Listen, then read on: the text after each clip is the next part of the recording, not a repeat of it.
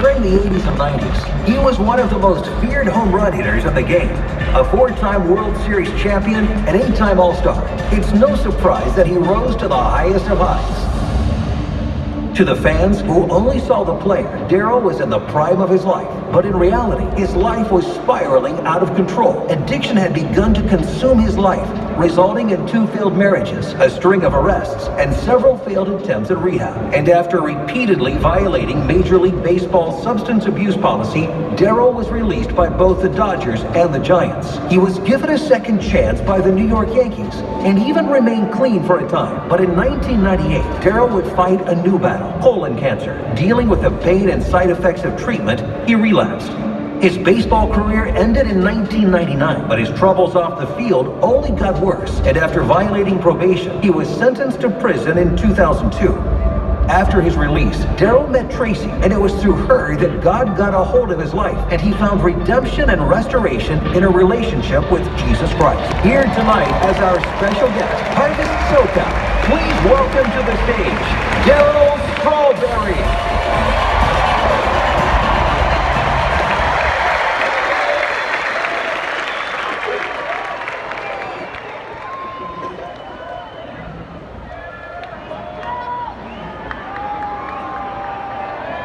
Did they get the right mic?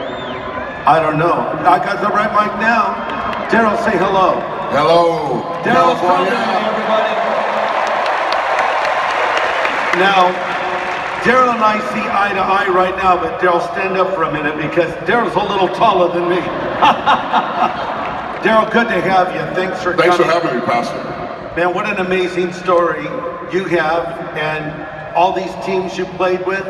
And it's almost like a storybook life. I mean, there's so many young men that dream of playing pro ball one day, and you live that dream, but actually your upbringing wasn't really a storybook life at all, was it? No, I mean, it was a dream growing up in Southern California and wanting to play Major League Baseball because I came from such a broken, dysfunctional situation. My dad was an alcoholic, and he used to beat me and said I would never amount to nothing, and my pain led me to my greatness, but my greatness would eventually lead me to my destructive behavior, and the failure of my life would be captured in the public eyes, and it really wasn't all that great. I mean, baseball was great, but that was my escape to get away because of the pain I was in.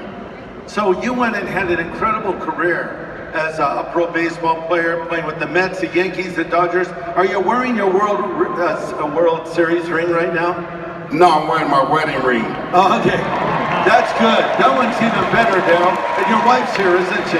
My wife, Tracy, is here with me. Now, Darryl sometimes wears this World Series ring that is the most insanely cool ring of all time. And it's big, too. Yeah, they are big. You know, I had a chance to play in 4 World Series and be able to accomplish a lot of great things as a Major League Baseball player. 8-time All-Star, 4-time World Series champ. Been privileged my whole life, lived behind community gates, millions of dollars home and everything. But at the end of the day, I was empty on the inside. I didn't have what I needed on the inside. And, you know, we can accumulate all these great things, but if you don't have Jesus on the inside of you, you're not going to be well as a person. It doesn't matter what kind of material stuff you have, but it's what we all search for. And I searched for so long to have such a relationship with God myself, but I didn't know him. I got to a place where I just didn't want to be a hypocrite no more. I didn't want to say I know Jesus, but I really didn't. I know him. I just knew his name and everything, because when you truly know him, you become a true follower of Jesus, and the Lord allows you to be a vessel for him, to be able to do great kingdom work. And it's never about us. It's always about leading other people to the cross so they can get saved and get set free from the bondage and the chains in their life. That's so true. So Darryl, your life took a bad turn. You ended up using drugs. You even ended up serving prison time. How did you end up in that place, and how did you get out of that place? Well, I think the most important thing we have to understand, brokenness is real, and I'm glad everything that happened to me, because had it not, I probably would have made another $50 million playing baseball, but I would have never met Jesus. That would have kept me separated, that would have kept me in the lifestyle of thinking that I have it all together. And through my brokenness, you know, brokenness is real. It's a spiritual thing. You know, lawlessness brings about brokenness, and brokenness is real in people's lives. And it's not until you come to a personal relationship and a commitment with Christ himself. And God's going to always do what he's always done, Pastor. God always going to use people to help people. When you look through the Bible, there was nobody perfect. It were all broken people, but he used them for his glory. So he's not looking for a perfect person. And I remember God calling me 9 years ago to say I was going to preach. And I says, no, you got the wrong guy. I'm not qualified. He said, no one is qualified. I qualify the call. Right, that's right. That's right.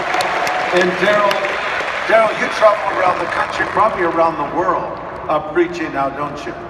I do. I get a chance to stand on platforms that I could never imagine because of what Romans 8:28 talks about. It says, and we know all things work together for the good of them who love the Lord, to those called according to his purpose. See, when we know that we're called according to God's purpose and his great plan, he's going to exalt you. He's going to put you in a place that you're not qualified to do. But if you say yes, if you could say yes, if people could tonight, if you hear, just say yes to Jesus. Why? It's a 3-letter word, Y-E-S. You enjoy salvation. You get to be set free forever. You know, I've had the opportunity of hanging out a little bit with Daryl, and what really impresses me about him is he's obviously a celebrity. People recognize him wherever he goes. But you spoke for us. I interviewed you at church, and afterwards you're signing balls and bats. But that was great. But what impressed me is you were taking time to pray for people, encourage people, and I saw your real heart. But Daryl, there might be somebody here tonight that is dealing with addiction. They've tried to overcome it, and it's just gone from bad to worse, and they're thinking, there's no way out for me. I'll never change. What would you say to a person like that? I would tell a person like that tonight, if you don't understand the symbol of the cross, Jesus hung on the cross of Calvary. Whatever's killing you, Jesus already killed. That symbol on that cross and that blood on that cross is clean. He's a man with no sin. He's holy, righteous, and he's here to rescue you, redeem you, and restore you to wholeness and righteousness, to a right place. The way he created us, if you can just accept that, if you can just accept where you're at, and don't try to fix it yourself. So many of us try to fix it ourselves. Christ has already paid the price for you. All you have to do is submit yourself, come, follow the biblical principles. The Bible talks about it. My people perish because of lack of knowledge. The perishing of me was not because I was a great baseball player, but it was because of the lack of knowledge. I didn't know the biblical principles and the commandments of God. And I think when you get to that place and understand, and you lay with God, you saturate yourself with God, God's going to teach you who you are and why he created you. Thank you, Daryl. Let's thank Daryl Strawberry for coming.